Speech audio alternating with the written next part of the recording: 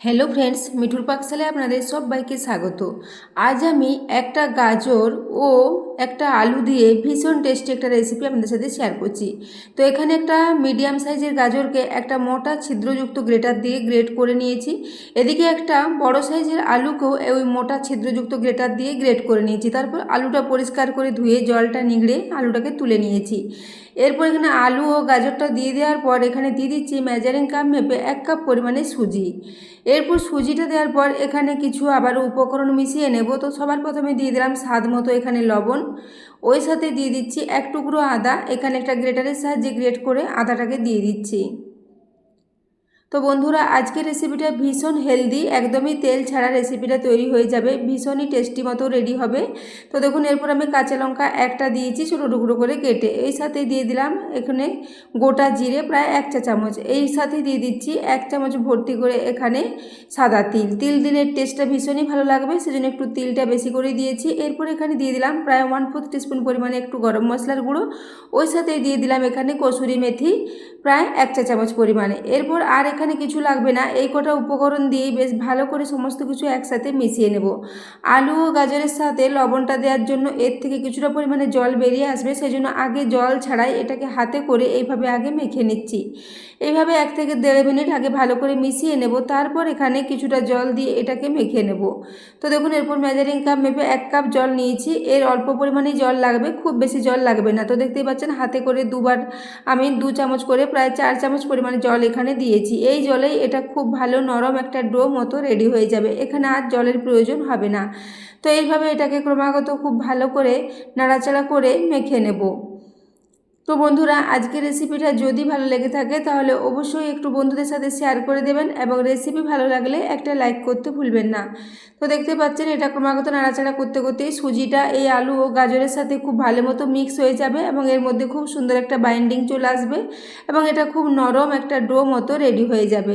তো আমি হাতে করে এটাকে বারবারে একইভাবে একটু নাড়াচাড়া করে এটাকে রেডি করে নিচ্ছি।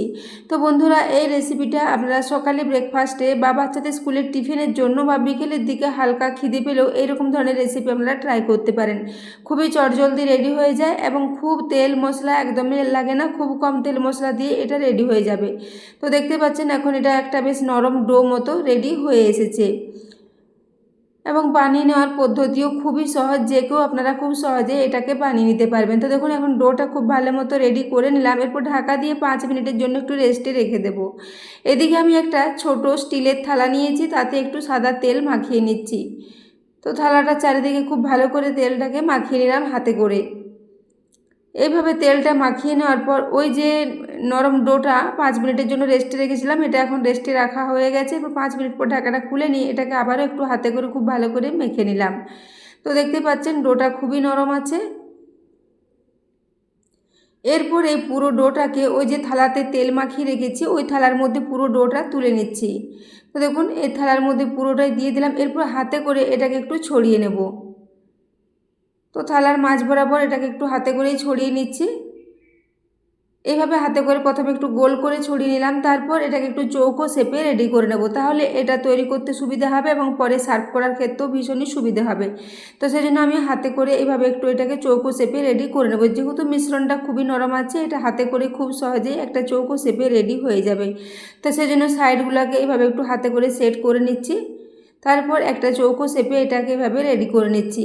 তো বন্ধুরা, এই রেসিপিটা আপনারা যে কোনো ধরনের চাটনির সাথে সার্ভ করতে পারেন, বাদামের চাটনি, নারকেলের চাটনি বা টমেটোর চাটনি কিংবা টমেটো সসের সাথেও এটা খেতে দুর্দান্ত লাগবে।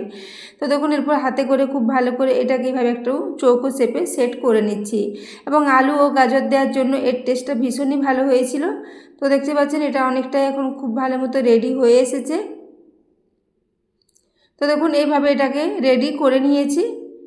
এরপর আমি এদিকে গ্যাসে একটা কড়াই বসিয়ে তাতে 1 কাপ পরিমাণে জল গরম হওয়ার জন্য রেখে দিয়েছিলাম। জলটা গরম হয়ে গেছে। এরপর এখানে একটা পাতিলেবু অর্ধেকটা দিয়ে দিলাম, যাতে এই জলটা ফুটলে অনেক সময় কড়ার মধ্যে দাগ হয়ে যায়, পাতিলেবু দিলে কিন্তু আর দাগ হবে না, সেজন্য একটা পাতিলেবু দিয়ে দিলাম। এরপর এটাকে মিশ্রণটা এই থালার সমেত এখানে বসিয়ে আবারও একটা থালা ঢাকা দিয়ে এটাকে 10 মিনিটের জন্য রেখে দিয়েছিলাম। 10 মিনিটের মধ্যে দেখুন এটা খুব ভালো মতো সেট হয়ে গেছে এবং সব কিছু খুব ভালো মতো রান্না হয়ে গেছে।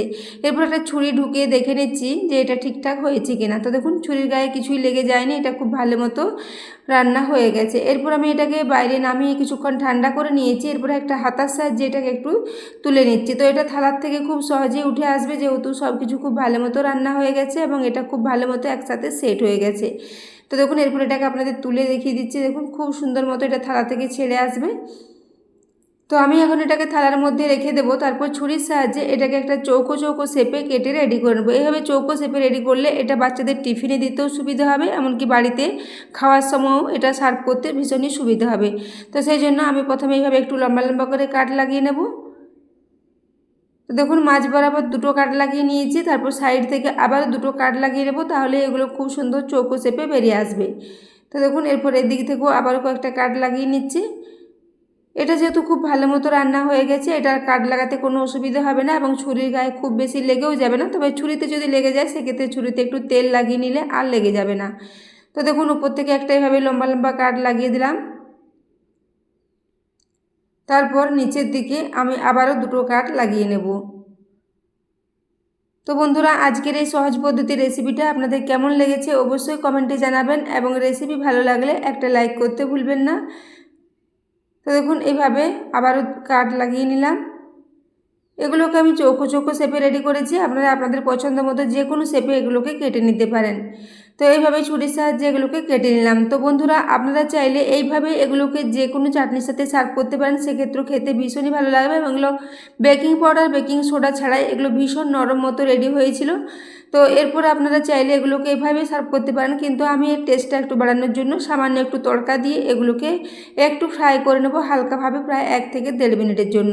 তো তার আগে আমি এগুলোকে দেখুন থালা থেকে একটু আলাদা করে নিচ্ছি। যেহেতু এগুলো গ্রেট করে দিয়েছি আলু গাজরটা, তাই একটার সাথে একটা এইভাবে লেগে যেতে পারে, সেজন্য একটু হাতে করে এগুলোকে একটু আলাদা করে নিচ্ছি।